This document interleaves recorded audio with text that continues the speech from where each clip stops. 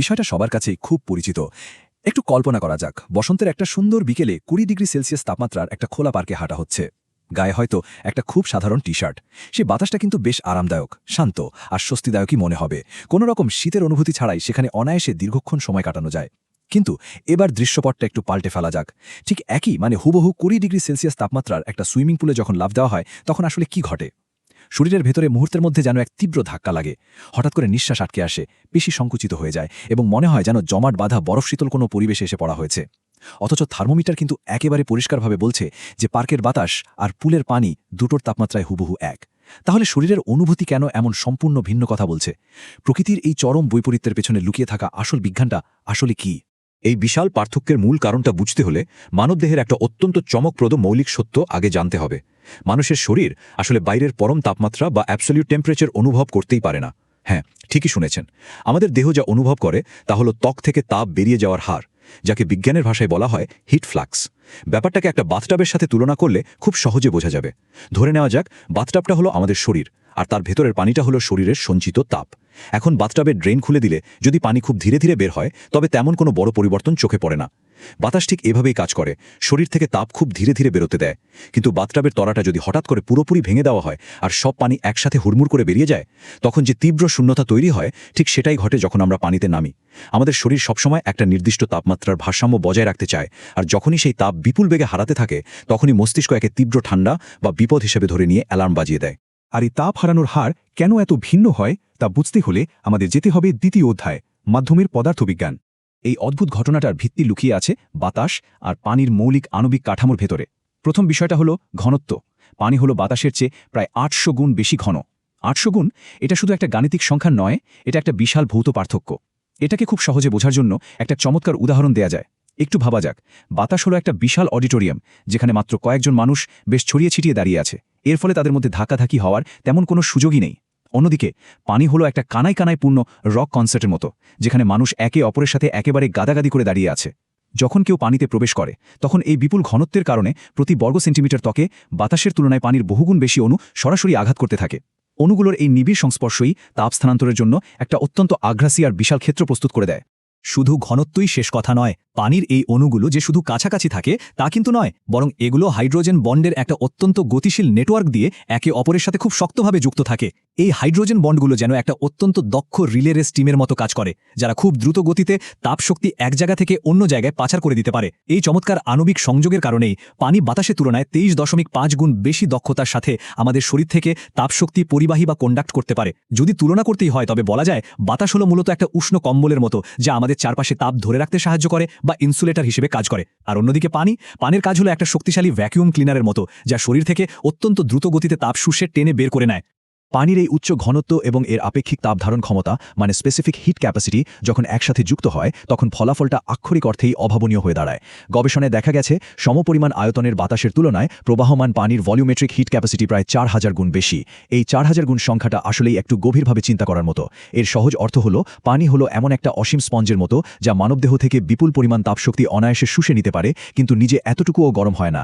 নিজের তাপমাত্রা সামান্য 1 ডিগ্রি পরিবর্তন করার আগেই এটি একটা মানবদেহ থেকে তার সমস্ত সঞ্চিত তাপ টেনে বের করে নেওয়ার মতো ভয়ঙ্কর ক্ষমতা রাখে। আর এভাবেই আমরা চলে আসি আমাদের তৃতীয় অধ্যায়ে, যেখানে আমরা পানির এই চরিত্রটাকে বলছি বিশাল তাপ চোর।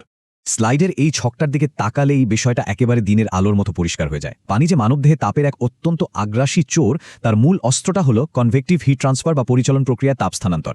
যেমন গরম চায়ের কাপে ফু দিলে চা দ্রুত ঠান্ডা হয়ে যায়, এটাও ঠিক একই প্রক্রিয়া। উপাত্ত থেকে আমরা দেখতে পাই সম্পূর্ণ স্থির বা শান্ত পানীয় বাতাসের তুলনায় বহুগুণ দ্রুত আমাদের শরীর থেকে তাপ ছিনিয়ে নেয়। বাতাসে যেখানে এই এইচ ভ্যালু অর্থাৎ পরিচালন তাপ স্থানান্তর সহগ মাত্র 2 থেকে 25-এর মধ্যে ঘোরাফেরা করে, সেখানে স্থির পানিতে তা এক লাফে 50 থেকে 1000 পর্যন্ত উঠে যেতে পারে। আর যদি সেই পানি গতিশীল হয়, কেউ যদি পানিতে সাঁতার কাটে বা নদীর স্রোতে নামে, তখন এই মাত্রা 10,000-ও ছাড়িয়ে যায়। এই বিশাল গাণিতিক পার্থক্যটাই আসলে বলে দেয় কেন প্রবহমান ঠান্ডা পানিতে পড়লে শরীর খুব দ্রুত হাইপোথার্মিয়ার দিকে এগিয়ে যায়। বিজ্ঞান তো আর শুধু তত্ত্বের ওপর ভর করে চলতে পারে না। তাই গবেষকরা এই আগ্রাসী তাপ শোষণের বিষয়টা হাতে কলমে প্রমাণ করার একটা দারুণ উদ্যোগ নেন। তারা গবেষণাগারে মানুষের ত্বকের একটা নিখুঁত কৃত্রিম মডেল তৈরি করেন, যাকে বলা যায় একটা নকল ত্বক, যাতে পানিকে একেবারে হাতে নাতে তাপ চুরি করার সময় ধরা যায়। এই মডেলে তারা ইনসুলেটেড স্টাইরোফোম এবং উচ্চ তাপ পরিবাহী অ্যালুমিনিয়াম বোর্ড ব্যবহার করেন, আর এর সাথে যুক্ত করে দেন অত্যন্ত সংবেদনশীল প্ল্যাটিনাম থার্মাল সেন্সর। এবারে কৃত্রিম ত্বকটাকে যখন ঝর্ণার পানির নিচে স্থাপন করা হলো, তখন সেন্সরে যা ধরা পড়ল তার রীতিমতো চমকে দেওয়ার মতো। পানির সংস্পর্শে আসার সাথে সাথেই ত্বকের তাপমাত্রা কতটা নাটকীয় এবং রকেট গতিতে নিচে নেমে যায় তাই পরীক্ষায় একেবারে নিখুঁতভাবে প্রমাণিত হয়। পানি যে আসলেই একটা দক্ষ তাপচোর তার আর কোনো সন্দেহই রইল না। তো বাইরের এই ভৌতবিজ্ঞান তো আমরা বুঝলাম, এবার চতুর্থ অধ্যায় চলুন আমাদের শরীরের ভেতরের অবস্থাটা একটু দেখে নিই, অর্থাৎ আমাদের জৈবিক সেন্সরগুলোর কাজ। প্রবাহী তাপগতিবিদ্যা থেকে এবার মানবদেহের ভেতরের চমকপ্রদ জীববিজ্ঞানে প্রবেশ করা যাক। আমাদের শরীরের ভেতরে থাকা জৈবিক হার্ডওয়্যারগুলো কিভাবে বাইরের ভৌতবিজ্ঞানকে ভুলভাবে ব্যাখ্যা করে সেটা বোঝা অত্যন্ত জরুরি। মানুষের স্নায়ুতন্ত্র নির্দিষ্ট কিছু রিসেপ্টরের উপর নির্ভর করে কাজ করে, যার মধ্যে একটা প্রধান রিসেপ্টর হল TRPM8 আয়ন চ্যানেল। মজার ব্যাপার হলো এটি আমাদের ঘরের সাধারণ থার্মোস্ট্যাটের মতো কাজ করে না, যা কেবল তাপমাত্রা মেপে চুপচাপ বসে থাকে, বরং এটি কাজ করে একটা অত্যন্ত সংবেদনশীল প্যানিক বাটন বা অ্যালার্ম সিস্টেমের মতো। যখনই এটি বুঝতে পারে যে শরীর থেকে খুব দ্রুত তাপ বেরিয়ে যাচ্ছে, তখনই এটির সাথে সাথে মস্তিষ্কে তীব্র বিপদের সংকেত পাঠায় এবং এক ধরনের ভীতি মিশ্রিত ঠান্ডার অনুভূতি তৈরি করে। এই রিসেপ্টরগুলোর কাজের ধরনের মাঝে একটা চমৎকার শারীরবৃত্তীয় দড়ি টানাটানি খেলা লুকিয়ে আছে। সবচেয়ে গুরুত্বপূর্ণ বিষয়টা হলো এই থার্মোরিসেপ্টরগুলো আমাদের ত্বকের একেবারে বাইরের স্তরে কিন্তু থাকে না, বরং এগুলো পৃষ্ঠের ঠিক 0.2 মিলিমিটার গভীরে লুকিয়ে অবস্থান করে। এই গভীরতাটার একটা বিশেষ তাৎপর্য রয়েছে। গভীরে থাকার কারণে এগুলো বাইরের পরিবেশের তাপমাত্রা সরাসরি পরিমাপ করতে পারে না, তার বদলে এগুলো শরীরের ভেতরের উষ্ণ রক্ত এবং বাইরের ঠান্ডা পরিবেশের মধ্যে হারিয়ে যাওয়া তাপের ভারসাম্যটা পরিমাপ করে। যখন শরীরের তাপ এই 0.2 মিলিমিটার স্তর ভেদ করে বাইরের পানিতে খুব দ্রুত হারে হারিয়ে যেতে থাকে, তখন এই রিসেপ্টরগুলো উন্মত্তের মতো ফায়ারিং শুরু করে দেয়। এটা আসলে একটা গতিশীল স্নায়বিক যুদ্ধ, যেখানে দ্রুত তাপ হারানোর ফলে মস্তিষ্ক তীব্র শীতলতার নির্দেশ পায়, বাইরের পরম তাপমাত্রার জন্য নয়। এবার আমরা চলে এসেছি আমাদের পঞ্চম ও শেষ অধ্যায়ে, স্পর্শ তাপমাত্রার আসল রহস্য উন্মোচন। এইটাই সেই চূড়ান্ত মুহূর্ত যেখানে পদার্থবিজ্ঞান এবং জীববিজ্ঞান এসে ঠিক এক বিন্দুতে মিলিত হয়ে পুরো রহস্যের জট খুলে দিচ্ছে। ঠিক কোন গাণিতিক সমীকরণে এই বরফ শীতল অনুভূতির জন্ম হয় তা বোঝার জন্য থার্মোডায়নামিক্সের একটা অত্যন্ত গুরুত্বপূর্ণ ধর্ম আমাদের জানতে হবে। একে বলা হয় থার্মাল ইফিউসিভিটি বা তাপীয় প্রতিক্রিয়াশীলতা। প্রক্রিয়াটা একটু ধাপে ধাপে বোঝা যাক। স্বাভাবিক অবস্থায় মানুষের ত্বকের বাইরের তাপমাত্রা থাকে 33 ডিগ্রি সেলসিয়াস। এই ত্বক যখন 20 ডিগ্রি সেলসিয়াস তাপমাত্রার বাতাসের সংস্পর্শে আসে, তখন বাতাসের কম ইফিউসিভিটির কারণে ত্বকের নিজস্ব তাপমাত্রা 33 ডিগ্রিতেই খুব স্বাচ্ছন্দ্যে অবস্থান করে, মানে তাপমাত্রার তেমন কোনো পরিবর্তনই হয় না। কিন্তু সেই একই 33 ডিগ্রি সেলসিয়াস তাপমাত্রার ত্বক যখন 20 ডিগ্রি সেলসিয়াস তাপমাত্রার পানিতে স্পর্শ করে, তখন ঘটে বিপত্তি। পানির প্রবল ইফিউসিভিটির কারণে ত্বকের ঠিক সংযোগস্থলের তাপমাত্রা মুহূর্তের মধ্যে 25 ডিগ্রিতে আছড়ে পড়ে। হঠাৎ করে এই যে 8 ডিগ্রি তাপমাত্রার পতন ঘটল, এটাই আমাদের স্নায়ুকে চমকে দেয়। আর ঠিক এ কারণে পানিতে লাফ দেওয়ার সাথে সাথে আমাদের নিঃশ্বাস আটকে আসে।